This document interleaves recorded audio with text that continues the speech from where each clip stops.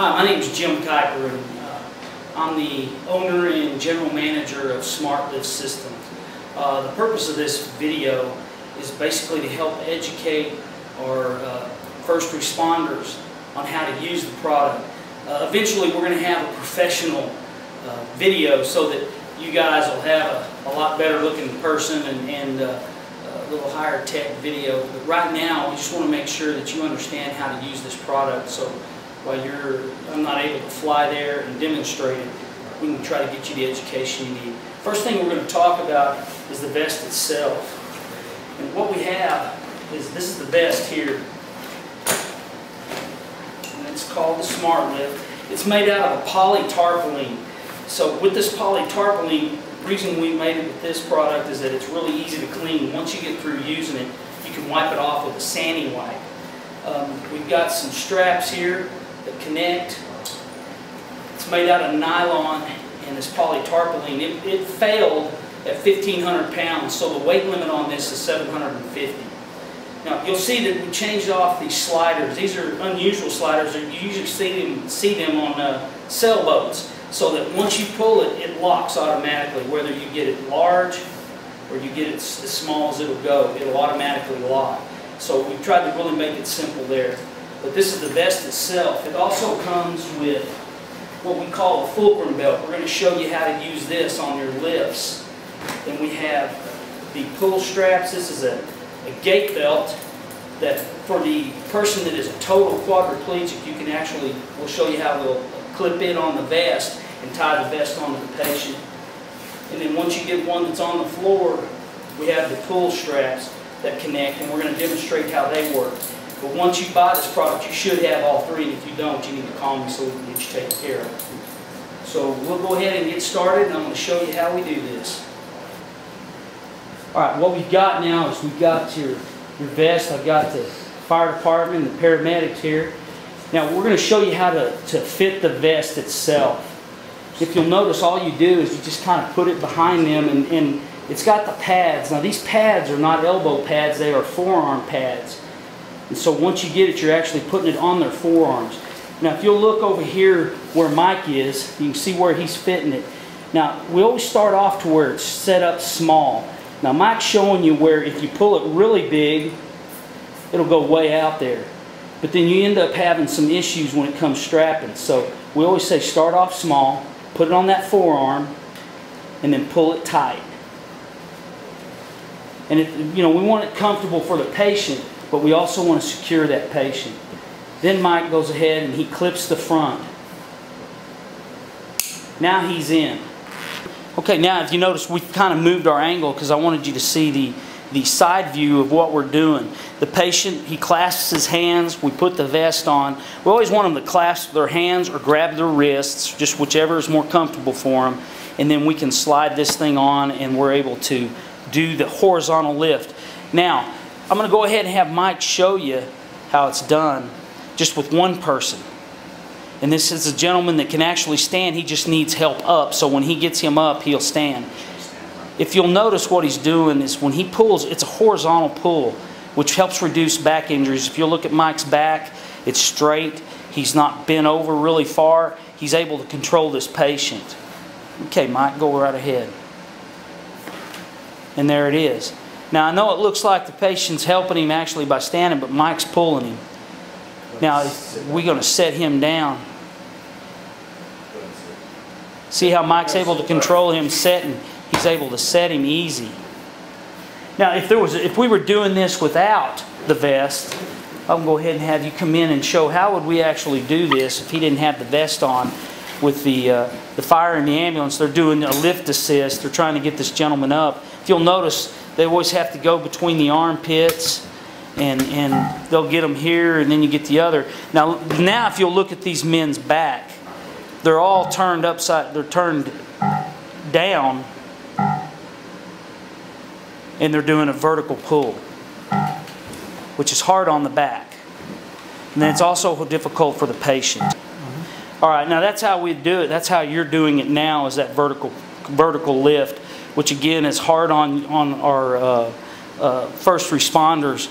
And that's where a lot of your back injuries come, which, you know, I don't have to throw out the numbers, but y'all know that 1 in 2 usually end up hurting their back in the first year. 1 in 2, and then 1 in 4 end up having to quit their jobs due to a back injury within that first 3 years. So our goal is to make sure that our first responders are protecting themselves, and at the same time they're taking care of that patient, reducing skin tears and bruising on the patient. So we've showed you how to do this smart lift just with one person. Now we're going to apply the smart lift again, and then we're going to show you how to do it with 2.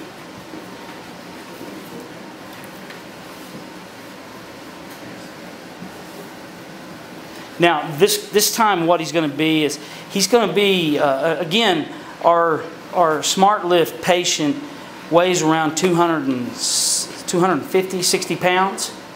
And he is going to be a lift assist, but they're going to actually get him up, and then they're going to kind of walk him to his wheelchair. We're going to say he's stuck on the toilet, he's dehydrated, and we need to try to get him up and put him back in his wheelchair, or he's in a wheelchair and we've got to get him up and put him on the cot.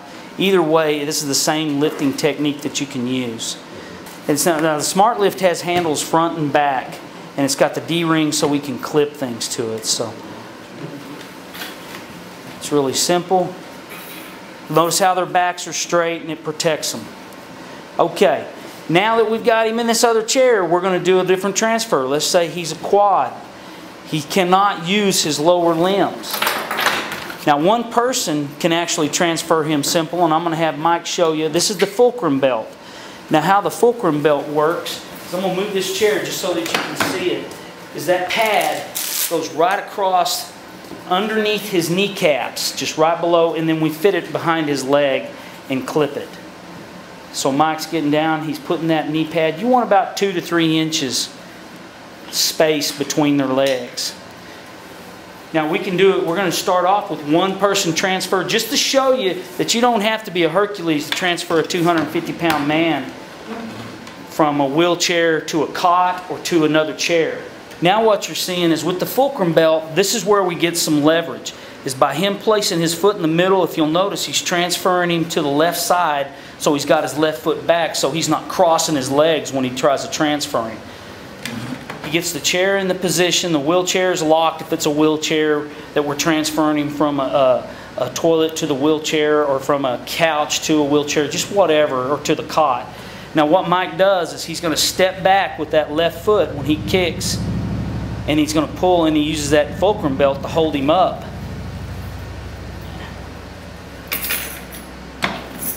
And that's with just one person. Now I want to show you with 2.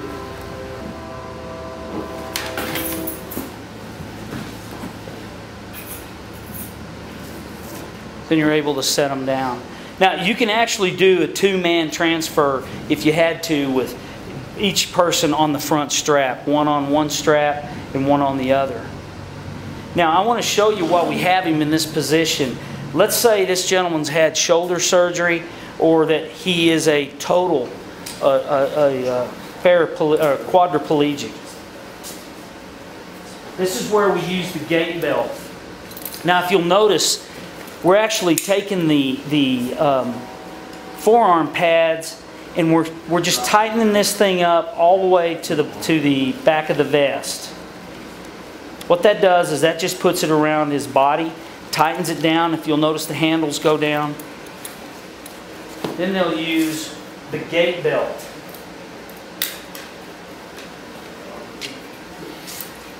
Now the gait belt, there's D-rings on the back of the vest, where they'll take this gait belt, and of course you can start it out as large as it'll go if you need to, because you're going to, once you get it clipped, you just pull it and pull it tight.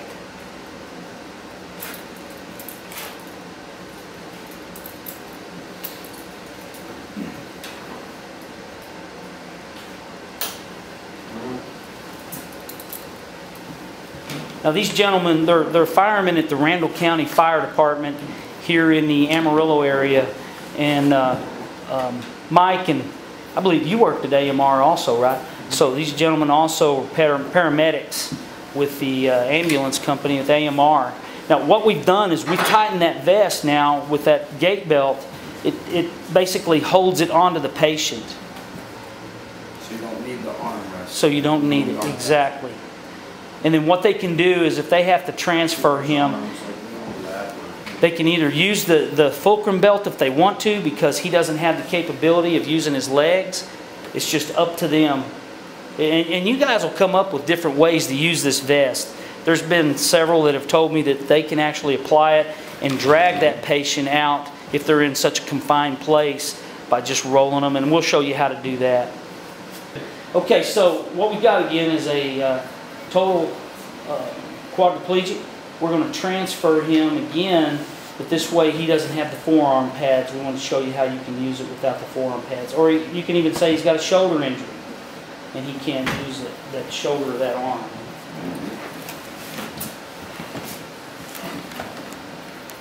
And if you notice, each man, their backs stay straight. You don't have a back problem. And how does that feel with it being on? It's comfortable. It's comfortable, and as a patient, that's what we want to hear. We don't want them saying, you pinched me, or, you know, he's got possibility of skin tears. And another thing that we're talking about too when we're doing this, folks, is you're dealing with a lot of females out there, and we're basically maintaining our integrity and their dignity. We're not getting up in their space. We're not having to manipulate breasts or anything like this to try to get a good handle on someone. And we're helping where we're not having to come up with a sheet and a possibility of dislocating shoulders. So anyway, next one we're going to show you is a demonstration of a floor transfer, or picking them up from the floor. Okay, now we've got our big guy on the ground. And so what we're going to do is we're going to show you how to apply the vest when a patient is on the ground. There's two ways to do this. If this gentleman isn't going to need a backboard because he has no trauma, he just basically has fallen and can't get up, which that scenario I really understand, because I used to own Lifeline, Vital Alert Lifeline here in this area. I had 2,000 customers, and I hate to say it, these guys were abused because every time I had a fall call, they went and did the lift assist. And with the fuel costs and things like that, I'm sure that it really impacts the first responders from a financial standpoint. And unfortunately, a lot of these patients are going to start having to foot the bill, because economically it's just not feasible when these folks are doing more lift assist calls. All of y'all are doing more lift assist calls than you are trauma calls. So we want to show you one that he's not, doesn't have any trauma, he just needs help up. And so we're going to show you from just pushing him up, and we're going to set him up, and then we'll put the vest on. What they're going to do is they're setting him up, and then they apply the vest just like they do in a chair. That's one method. So now this is another scenario where he's laying, and instead of him getting up, they're a little heavier. We can roll them. We get the vest, and if you'll notice the way this vest is, Mike's always checking and making sure it's placed at the right part of his back, which is his lower back. You don't want it to where it's right all the way up against the gentleman's neck, which usually when you pull on some of these folks, it might slide a little bit up on their neck, but it really doesn't pinch or bite into them. And so if you'll look, what they're doing is they're just applying that vest, applying the forearm pads, just like you do when you've got them in a setting position.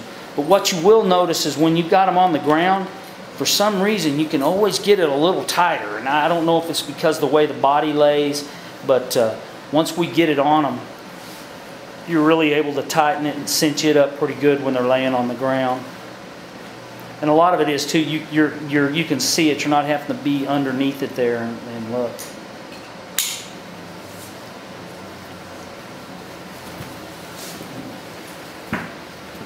And then what they're going to use is our pull straps.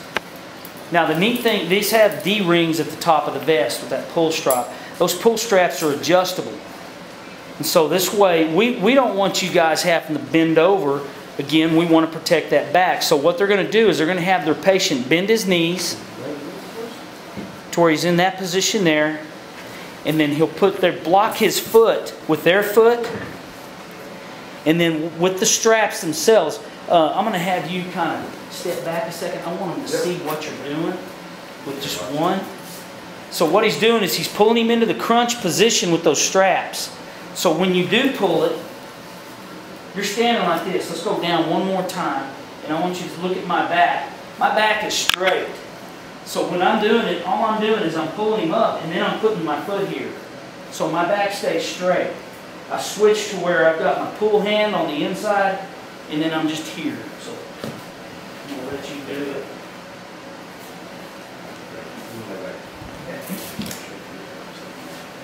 So they got him back down. They're pulling him with their straps. Look at their backs. They're straight. Now all they have to do is that horizontal pull by stepping back. And they're able to pick him up. And at the same time, we can put him back down again.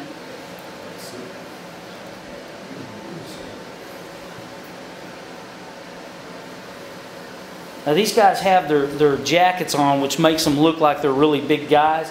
Go ahead and lay him down. And I want you, if you don't mind coming in, take your jacket off. I want them to see that this is a 250-pound man. And we've got a guy that weighs, how much you weigh? 160. 160 wet. All right. So he's going to come in.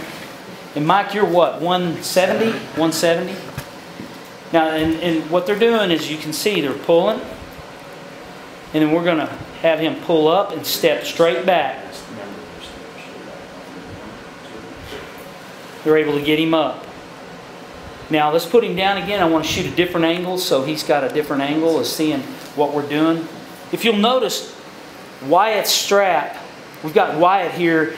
He's not as tall as Mike. So what he can do is so that he's not bent over, he can extend that strap so he can get it a little longer for him. And so he's getting it here. He's making it so that he can stand up straighter. Now look at his back. He's a lot straighter. He can pull him into that crunch position. Now all he has to do is grab. And now all he has to do is step back and pull him up.